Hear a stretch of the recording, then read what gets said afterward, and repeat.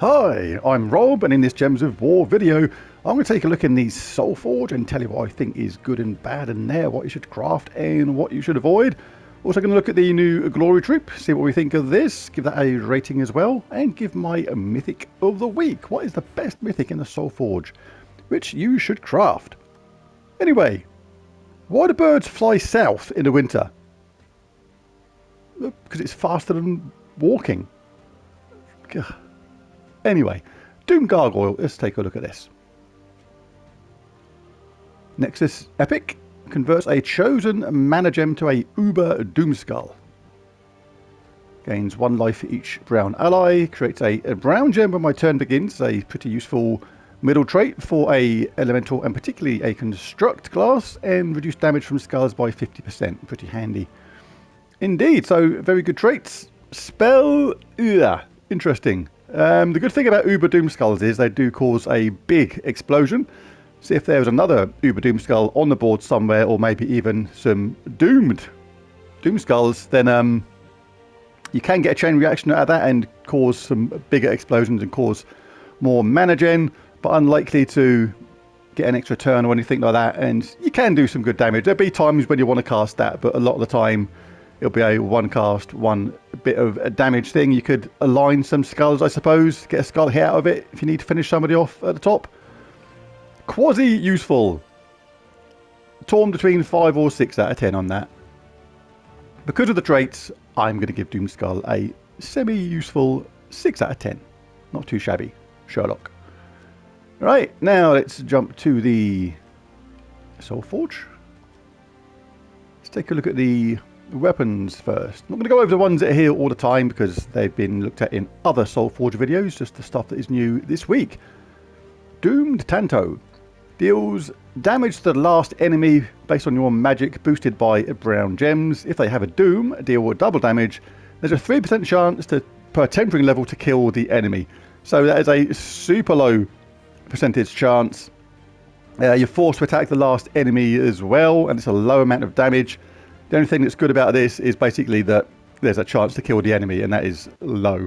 If you're an end game player and you've got loads of forge scrolls to upgrade this thing to the max, then it becomes vaguely viable, but apart from that, forget about it. Nope. Next, Natura's Star. Remove all brown gems with no effects, just removed. Deal magic-based damage to an enemy boosted by gems removed. If the enemy is from Nexus, or if the battle is in Nexus, deal double damage. So this is one of the things I like to call the anti-Nexus weapon. If you're fighting a team in Nexus or from Nexus, then this is the kind of weapon which can be useful against them. Removing all brown gems is the colour that Nexus enemies like to use the most. The weapon uses green, so it's not going to affect you that way. Just make sure you don't rely on any brown for your team at the same time, and yeah, can be very useful.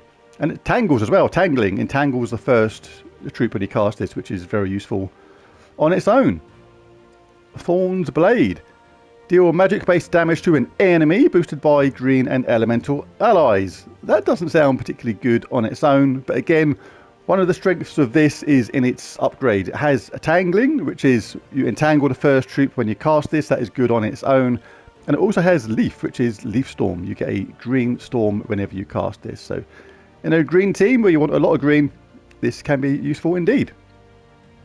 Vulcan's Mace. I like this. Deals damage to an enemy boosted by Nexus allies. Then create a mix of 6 red and brown gems for each Nexus ally. So you do need a full team of Nexus-based troops to make this work properly. But normally, on these weapons, the mana colours it uses are the opposite of what it actually creates. But not so with this one. This actually creates red and brown and uses brown itself. So it can actually self-charge. That makes it good on its own, and it deals an okay amount of damage as well. Especially with that boost and the potential to create a load of mana for the team. Very good. Oshi's Tome. Another excellent mana generator for blue particularly. Explode 4 gems for each blue ally and each elemental ally. It's very easy to get that on a really high amount where you can just guarantee you explode every gem on the board. Not blue gem, just gems. You can actually just get massive explosions And what's cool about this is it's not magic based, so it's like even if you're a new player, you can pick this up and get huge mana gen. So particularly useful for newer players because a lot of the weapons that generate mana or just have an effect just on damage are based on magic. Not so with this one. This is going to get you a ton of mana. Grab it. Chryster's Scythe. Stun all enemies and then create 3 elemental stars. A lot of luck based on this. I'm not a fan of these kind of weapons that create something like 3 elemental stars, and sometimes it can work in your favour, another time it will completely work against you and set up the opposition.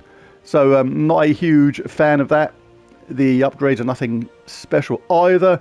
Can be handy if you're against a team where stunning them could be really useful, against a Queen Beatrix team, for example, where you want to stun her to take away her cleanse. Something like that, but yeah, not the greatest. Is that it? Here it is.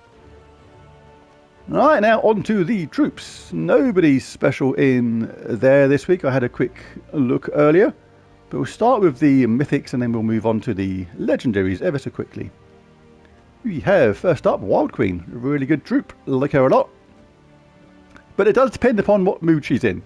If she wakes up on the good side of the bed and she's in a good mood, she hasn't got the ump, she can be absolutely fantastic. If she's in a bad mood, she can just set up the opposition time and time again and be really, really annoying.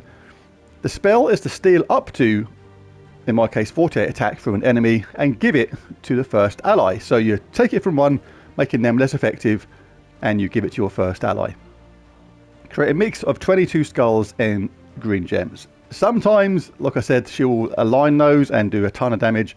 Another time you'll cast that and do no damage and just set up the opposition and just give yourself a huge load of damage. It's like, wow. Literally depends upon what mood she's in. So that's why she's a Wild Queen. Sometimes it works, sometimes it doesn't. I do always recommend having some form of entangle in your team.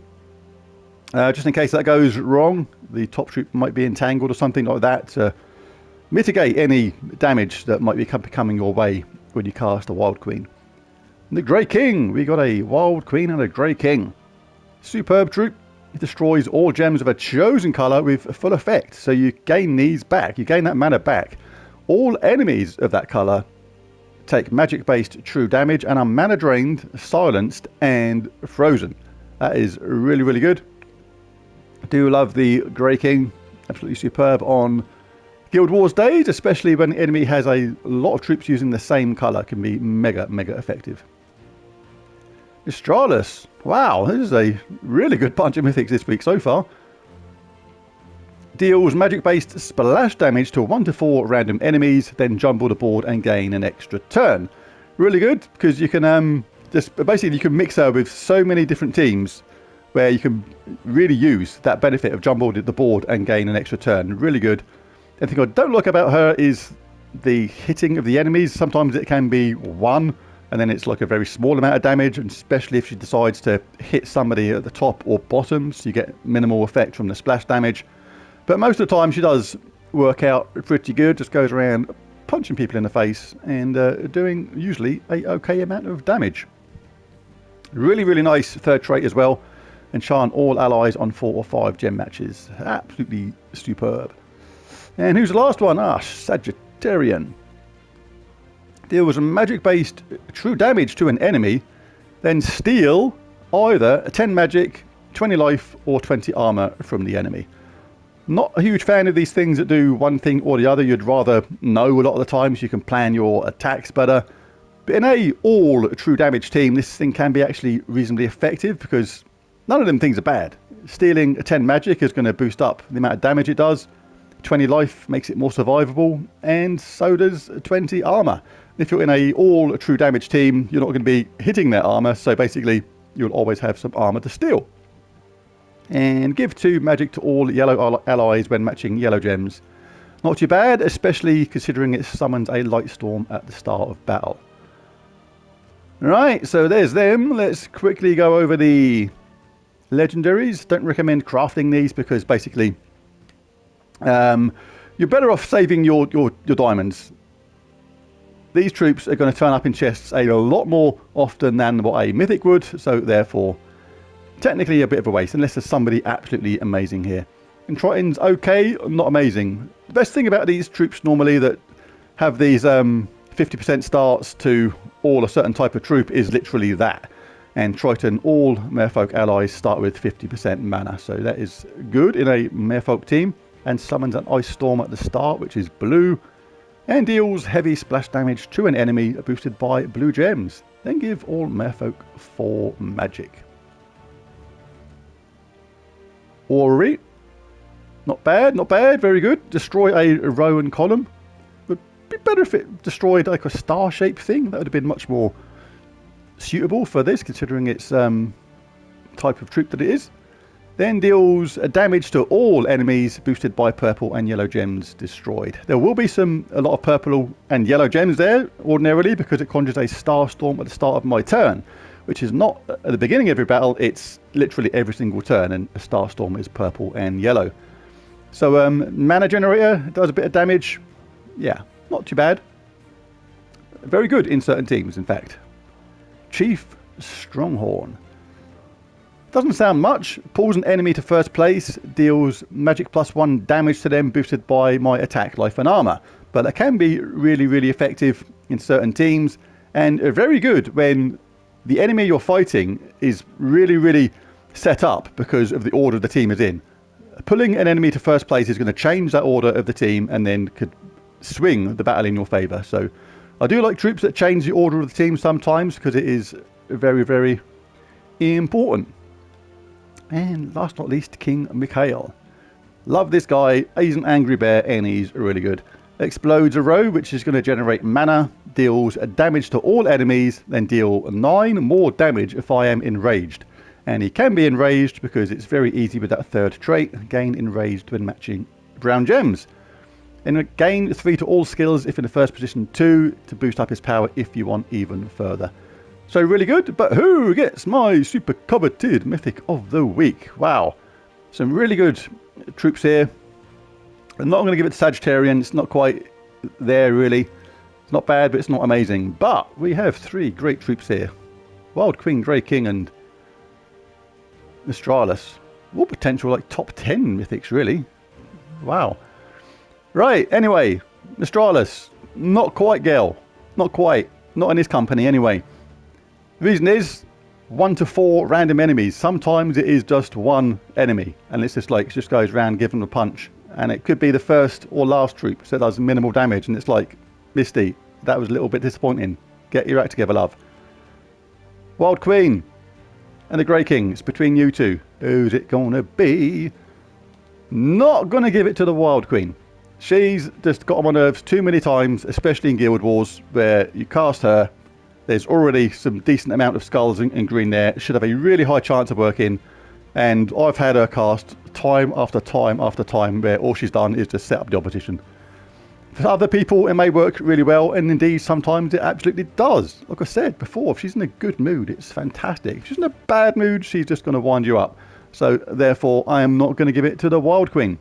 The Grey King spell, you absolutely know where you stand. You know exactly what's going to happen. And you know it can't fail.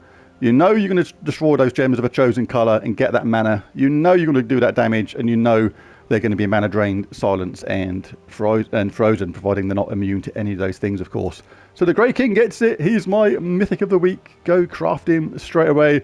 But if you've got like a billion diamonds sitting there, you should absolutely craft the Wild Queen and Nostralis as well. That is how good these troops are. 3 out of 4 amazing troops here today.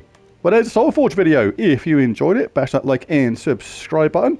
And I'll be back later on with my Tower of Doom team. So check that one out too. But thanks for watching this one, and bye for now.